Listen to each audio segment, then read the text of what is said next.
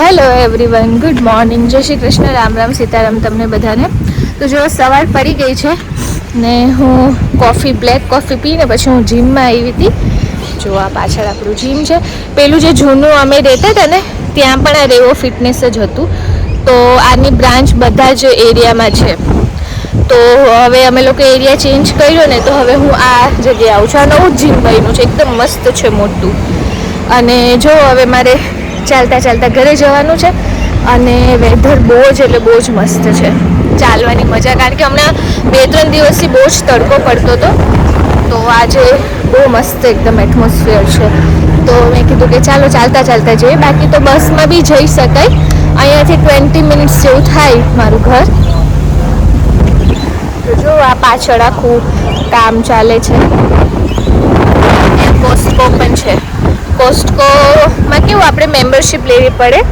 એ membership પછી તમને ત્યાં વસ્તુઓ બધી બહુ આમ થોડીક સસ્તી પડે એવું કંઈક છે. હવે મને બહુ ખ્યાલ નથી પણ મેં એવું સાંભળ્યું છે. અને આ કોસ્ટકો ઓલમોસ્ટ બધા જ કન્ટ્રીઝમાં છે, એવું નહીં કે ખાલી ઓસ્ટ્રેલિયામાં જ છે, બહુ બધા કન્ટ્રીઝમાં છે કોસ્ટકો. જો પાછળ જ છે કોસ્ટકો સામેની બાજુ. અને વરસાદી વાતાવરણ છે પણ વરસાદ આવતો નથી, એકદમ ઠંડો ઠંડો મસ્ત પવન છે, તો બહુ મજા આવે એવું એટમોસ્ફિયર છે. તો બસ જો ચાલતા ચાલતા ઘરે જઈશ અને તમને થોડોક નવો એરિયા પણ બતાવું. જૂનો એરિયા તો મેં તમને બહુ બતાવી દીધો હતો, પણ અહીંયા આવ્યા પછી કેવું થયું છે કે ચાલવા જવાનું થતું કારણ કે હમણાં મારી જોબ લાગી છે. તો જોબ પર બી જવાનું હોય. એમ તો વીકમાં 3 જ દિવસ જવાનું હોય છે, પણ જોબ પર બી હું જાઉં છું.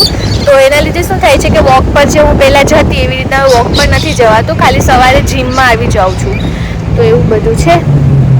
બન્યા રહેજો મારી સાથે બ્લોગમાં એન્ડ સુધી. અને હજી સુધી તમે મારી ચેનલને સબસ્ક્રાઈબ ન કરી હોય તો ફટાફટ સબસ્ક્રાઈબ કરી દેજો. સામે કોસ્ટકો છે, આ આખું નવું કંઈક બને છે.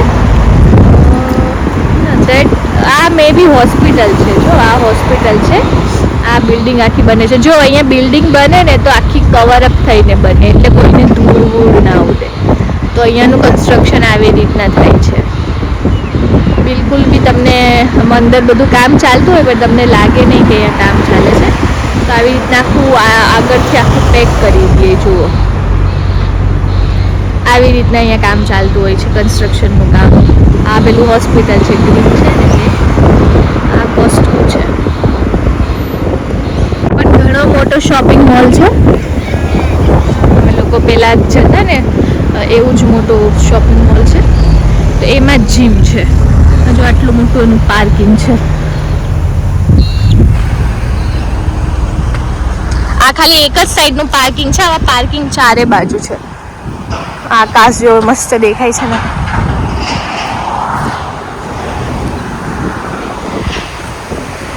જુઓ અહીંયાના કાગડા. અમારા ઘરની બહાર એટલા બધા કાગડા બોલતા હોય ને, ક્યારેક ક્યારેક સવારમાં ઊંઘવા ના દે.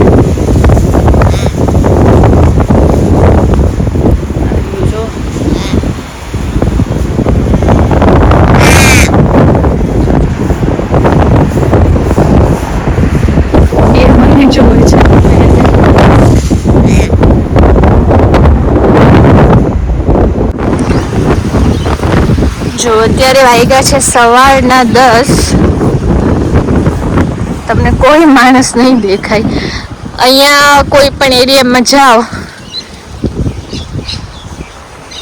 આ જ સિચ્યુએશન છે. તમે ગમે તે ટાઈમે નીકળો, અહીંયા કોઈ જ ના જોવા મળે તમને.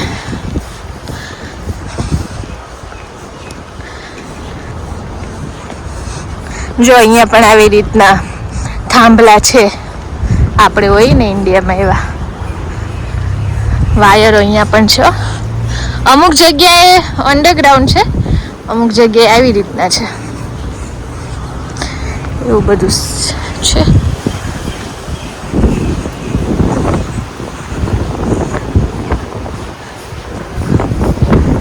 પેલા ઘર કેવું મસ્ત ફૂલ છે બધા.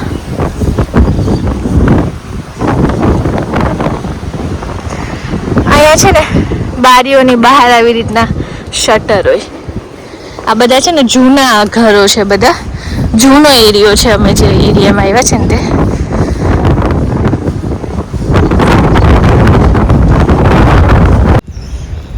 જો તે એકદમ મસ્ત મીંદડું હતું અયોગ્ય અંદર. જો આપણા નાના હતા ને ખબર ઘર ઘર રમતા ત્યારે પેલું ઘરની આસપાસ આપણે આવો બનાવતા, શું કહેવાય, પાર્ક બનાવતા, એવું જ છે. જો મસ્ત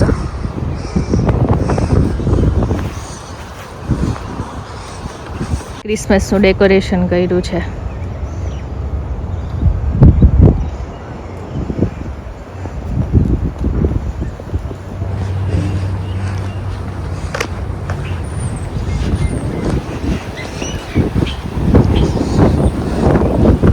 નવી સોસાયટી છે મસ્ત,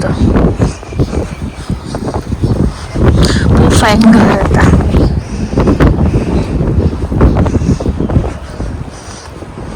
આ જૂના ઘરો છે, આવા ટાઈપના જે હોય ને બધા જૂના ઘરો છે.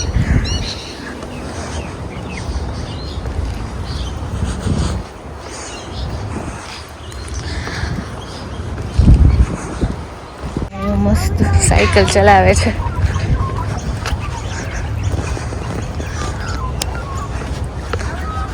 જો તો હું ઘરે આવી ગઈ છું અને આ મેં બનાવ્યું છે ABC જ્યુસ, એપલ, પછી બીટરૂટ અને આપણું કેરેટ એટલે ગાજર, અને એમાં ફુદીનો અને લીંબુ નાખ્યું છે. આ બહુ જ મસ્ત લાગે આ જ્યુસ.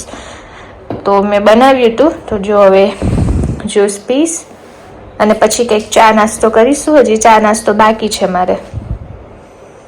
જો આપણે જીલભાઈ છે તે આજે દાલ ફ્રાય નો પ્રોગ્રામ કર્યો છે, તો દાલ ફ્રાય બનાવે છે. ડાયરેક્ટ ટામેટા અંદર નાખવામાં આવશે, ટાઈમ છે ને વધારે એટલે ફટાફટ. જીલભાઈ બધાથી બિઝી માણસ છે, તેમની પાસે ટાઈમ નથી. ના ના એવું નથી. એટલે ટામેટા ડાયરેક્ટ આની અંદર જ કટ કરી નાખે છે. જો કોઈને પણ કુકિંગનો ક્લાસ જોતા હોય તો જીલભાઈ તરફથી આપવામાં આવશે. ટામેટાના કટકા બહુ મોટા નથી થતા.